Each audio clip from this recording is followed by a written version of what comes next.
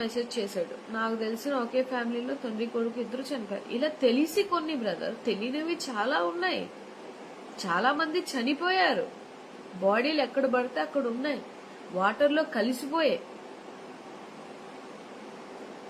So ఇప్పుడు ఆరు కెమెరాలు పెడితే అంతమంది జనాలకి ఎలాగవుతుంది? దీంతోడు మధ్యలో బోట్ల మీద డబ్బులు వసూలు చేసుకున్న వాళ్ళు 15,000 అంటే ఎలాగిస్తారు సామాన్య ప్రజలు?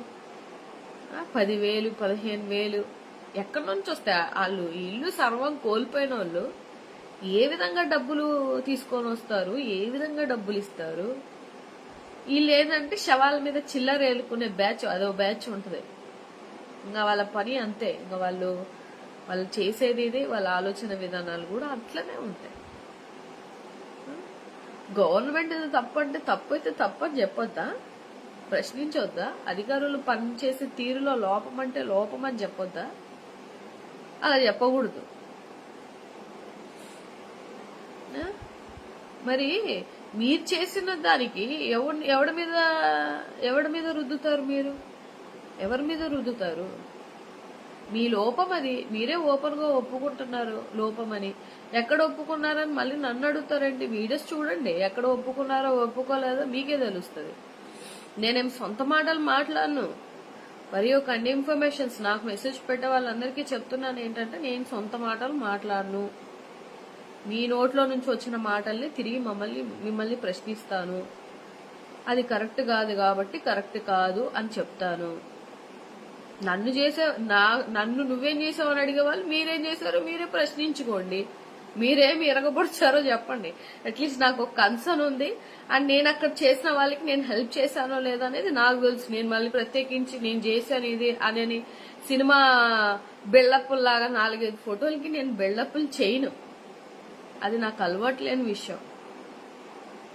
సో గవర్నమెంట్ చేసింది తప్పు, అది మీలో ఉన్నటువంటి లోపం. మీరు కావాలని చేసినటువంటి ఇన్ఫర్మేషన్ ఇవ్వకుండా ఇచ్చుంటే డెఫినెట్ గా వాళ్ళు అలర్ట్ అయ్యి ఉండేవాళ్ళు. వాళ్ళ చుట్టాలు ఇళ్లకో ఎక్కడికో తాళాలు వేసుకొని వెళ్లిపోయేవాళ్ళు. ఇది వాస్తవం. చాలా మంది వచ్చారు, పనిచేస్తున్న వాళ్ళు చాలా మంది ఉన్నారు. సో పెద్ద పెద్ద మనుషులు అందరు ఏమైపోయారు చెప్పండి. నిన్న ఒక పెద్ద మనిషి అంటారు, నేను వస్తే అందరూ జనాలు మీద పడిపోతారు. ఎందుకు సార్ పడతారు మీద? వాళ్ళు అసలు మీద పడ్డానికి వాళ్ళు నీళ్ళల్లో ఉన్నారు, వచ్చి మీ మీద ఎక్కడ పడిపోతారు? చెప్పుకోవడానికైనా ఒక రీజన్ ఉండాలి, డెఫినెట్ గా ఉండాలి. మరి ముందంతా ఓట్ల కోసం నీళ్ళల్లోనైనా తడుచుకొని వెళ్ళిపోయారు. ఓట్లు వచ్చిన తర్వాత నీళ్ళల్లో దిగడానికి భయమా? ఆ లెక్కన మీకన్నా నాకు ఆ 75 సంవత్సరాల ఆయనే బెస్ట్ ఏమో అనిపించింది ఒక రకంగా చెప్పాలంటే. సో మీకు ఏదైతే మీరు చేయలేరు అనుకుంటే నేను ఓపెన్ గా స్టేట్మెంట్ ఇచ్చండి, నేను చేయలేకపోతున్నాను, షూటింగ్ల వల్ల నేను చేయలేకపోయాను అని చెప్పండి. అంతేగాని నేను అక్కడికి వెళ్తే జనాలు నా మీద పడతారని చెప్పేసి నేను వెళ్ళట్లేదు. ఎందుకు సార్ పడతారు మీ మీద? ఏ విధంగా పడతారు మీ మీద? వాళ్ళకి కావాల్సింది ఇప్పుడు హెల్ప్, ఒక చిన్న ప్లేస్ ఉండడానికి, ఈ ఫ్లడ్స్ తగ్గేంత వరకు.